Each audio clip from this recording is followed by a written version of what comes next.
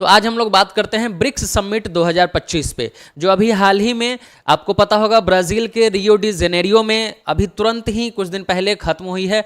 उस समिट से रिलेटेड कुछ इंपॉर्टेंट फैक्ट्स जानते हैं और देखते हैं उसके बारे में एग्जाम से क्या क्या इंपॉर्टेंट चीज़ें आती है। तो देखिए, सबसे पहले ये जो आपको मेजर इमेज दिख रहा होगा, जिसमें बहुत सारे लीडर्स आपको दिख रहे होंगे, बहुत सारे नेशन के लीडर्स आए थे। क्या हुआ था, कैसे हुआ था और इसका हिस्टोरिकल बैकग्राउंड क्या है, एक एक करके हम लोग देखते हैं।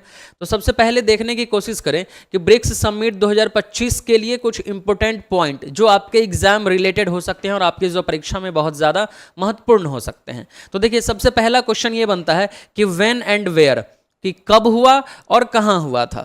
तो कह रहा है टुक प्लेस ऑन 6 to 7 जुलाई 2025। याद रखना है कब हुआ था, तो 6 से 7 जुलाई 2025। कहां हुआ था, तो इन रियो डी जेनेरियो ब्राजील। याद रखना है ये दो डेट, दो चीज़ याद रखना, पहला कब हुआ था 6 से 7 जुलाई 2025 और कहां हुआ था, तो रियो डी जेनेरियो ब्राजील में हुआ था। अब ये क्वेश्चन बहुत डीपली नहीं पूछेगा, बट ध्यान रखने के लिए आप याद रख लेना कि कहाँ पे हुआ था। तो इसका जो प्लेस था वो at the museum of modern art and surrounding venues, मतलब मेन जो आपका था the museum of modern art, ये आपका मेन था और उसके आसपास भी कुछ जगहों पे हुई थी, बट मेजर आपका याद रखना है कि the museum of modern art. तो ये आपका क्वेश्चन था। दूसरा था भाई चेयरमैन कौन थे, अध्यक्ष कौन थे। तो ऑब्वियसली ब्राजील में अगर हो रहा है तो वहीं के जो टॉप लीडर होंगे वही हमारे चेयरमैन होंगे। तो चेयरमैन कौन थे, ब्राजीलियन प्रेसिडेंट लूला डा सिल्वा। ये ध्यान रखिएगा। ब्रिक्स समिट 2025 के चेयरमैन कौन थे, तो ब्राजील के राष्ट्रपति लूला डा सिल्वा थे। Chaired under the theme. अब ये भी क्वेश्चन हो सकता है पूछ दे कि ब्रिक्स समिट 2025 का थीम क्या था। तो ध्यान रखना थीम क्या था, inclusive and sustainable global south. Global south क्या होता है, तो हमने आपको पहले भी बताया था कि वर्ल्ड को बेसिकली इकोनॉमी के आधार पे डेवलपिंग नेशन और अंडर डेवलप्ड नेशन और डेवलप्ड नेशन, इसके आधार पे वर्ल्ड को दो भाग में बांटा गया था। जो नॉर्थ साइड के हैं वो इकोनॉमिकली ज़्यादा डेवलप्ड हैं तो उनको बोला गया ग्लोबल नॉर्थ, और जो साउथ साइड के हैं जैसे अफ्रीका हो गया, एशिया हो गया, ये सब जो हो गया, साउथ अमेरिका हो गया, तो ये सब जो हो गया थोड़ा सा अंडर डेवलप्ड है या फिर डेवलपिंग है, तो इनको बोला जाता है ग्लोबल साउथ।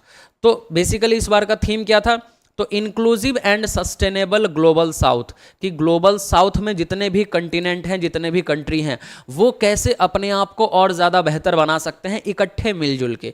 तो ये बात आई थी। Next expanded group. ग्रुप की अगर बात करें तो बेसिक मैं आपको बता दूं कि 9 जो हैं फुल मेंबर्स हैं 2024 से, ये भी मैं अभी डिटेल में बताऊंगा कि कौन कौन मेंबर्स हैं।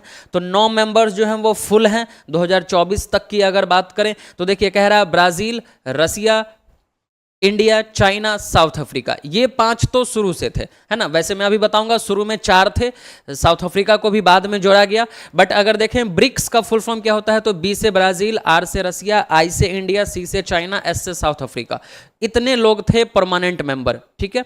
उसके बाद अगर बात करें तो फिर आगे जोड़ा गया इजिप्ट को, इथियोपिया को, यूएई को, ईरान को, और उसके बाद इंडोनेशिया भी इस साल ऐड हो गया है 2025 में, जनवरी 2025 में इंडोनेशिया को ऐड किया गया। यहां से आपसे 2-3 क्वेश्चन पूछ सकता है कि कौन कौन परमानेंट या फुल मेंबर हैं, ब्रिक्स का फुल फॉर्म क्या होता है, या आपसे ये पूछ देगा कि 2025 में ब्रिक्स में किस नेशन को शामिल किया गया है, तो आंसर आपका बनेगा इंडोनेशिया, ठीक है। तो ये आपका एक्सपेंडेड ग्रुप रहा कि भाई ब्रिक्स में अभी फिलहाल फुल मेंबर के तौर पे कितने नेशन हैं, टोटल 9 देश हैं, आप देख सकते हैं, ठीक है।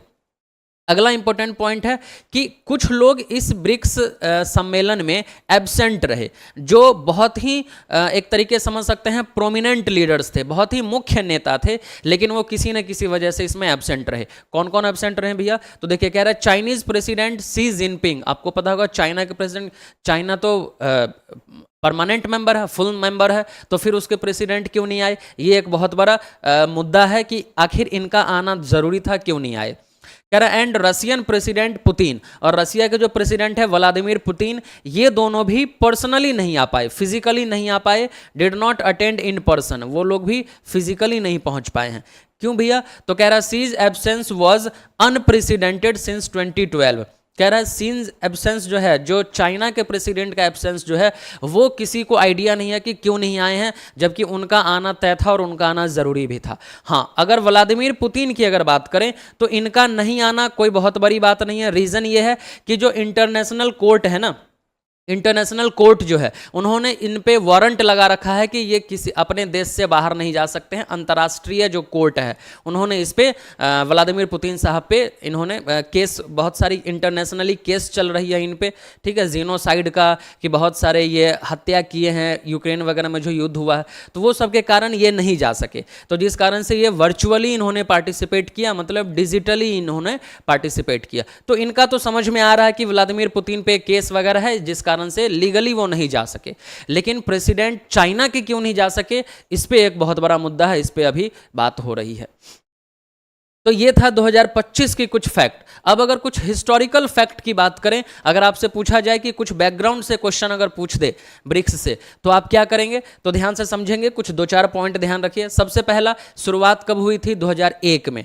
Origin of the term brick, शुरू में ये ब्रिक्स नहीं था, शुरू में एस नहीं यानी साउथ अफ्रीका नहीं था, सिर्फ ब्रिक था, ब्राजील, रसिया, इंडिया, चाइना, बस ये 4 नेशन मिलकर शुरुआत की गई थी। अच्छा, ये टर्म किनके द्वारा दिया गया था, कभी कभी पूछ देगा कि ब्रिक को टर्म किसने दिया था, तो क्वाइंड बाय इकोनॉमिस्ट, एक अर्थशास्त्री थे जिम ओनील, है ना, जिम ओनील, उनके द्वारा दिया गया था 2001 में।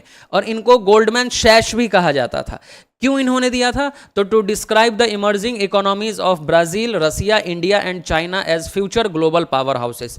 कहा जा रहा है कि 2001 में आपको पता होगा अमेरिका बेसिकली यही सब, मतलब बहुत बड़ी एक इकोनॉमी, अर्थव्यवस्था बन के उभरी हुई थी।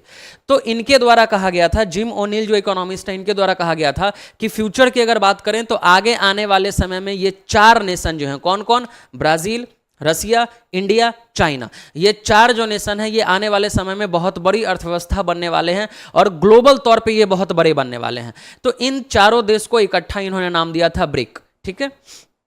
अब अगर आगे बात करें तो 2009 एक इंपॉर्टेंट डेट है। 2009 क्या हुआ था, तो पहली बार ब्रिक की समिट हुई थी। फर्स्ट ब्रिक की समिट जो हुई थी 2009 में, कहाँ हुआ था, तो रसिया में हुआ था, ये याद रखिएगा, रसिया में हुआ था, ठीक है।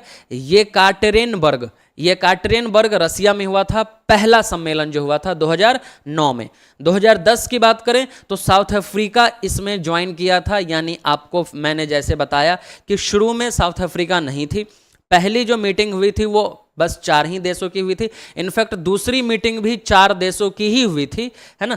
तो साउथ अफ्रीका जो है वो 2010 में आया था and the group is officially renamed BRICS, और 2010 में इसका नेम चेंज करके क्या कर दिया गया, ब्रिक्स कर दिया गया था। अब तीसरा जो ब्रिक्स, क्योंकि पहला तो 4 ही देश का हुआ था, दूसरा में साउथ अफ्रीका ने ज्वाइन ही किया था, तो तीसरा जो समिट था ना, थर्ड ब्रिक्स समिट कब हुआ था, 2011 में। उसमें पहली बार 5 नेशन के साथ, 5 मेंबर्स के साथ एक साथ शुरुआत की गई थी इस ब्रिक्स की। तो आपसे यहां पे 2-3 क्वेश्चन पूछ सकता है कि पहली बार कब हुई थी, 2001 में।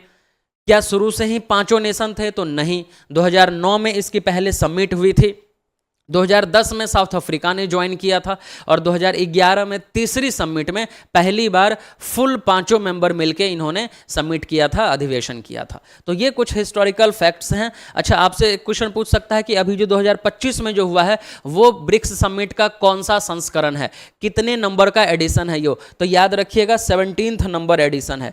कितने नंबर का, 17th एडिशन है, याद रखिएगा। ये कहीं पे दिया हुआ है क्या, नहीं है तो मैं लिख देता हूँ, ये ध्यान रखिएगा। हाँ जी, ये जो है ना 2025, ये 17th एडिशन हुआ है, 17वां संस्करण है। ये भी इंपॉर्टेंट फैक्ट है, इसको ध्यान रखिएगा। ये क्या है, 17वां संस्करण है, 17th एडिशन है। तो उम्मीद है कि आपको ब्रिक्स 2025 से रिलेटेड इस बार की भी इंपॉर्टेंट पॉइंट मिल गई होगी जो करंट अफेयर से रिलेटेड है, और पीछे हिस्टोरिकल फैक्ट्स भी मैंने आपको कुछ बता दिए ताकि अगर उससे भी क्वेश्चन पूछते हैं तो आपको समझ में आए होंगे। ओके।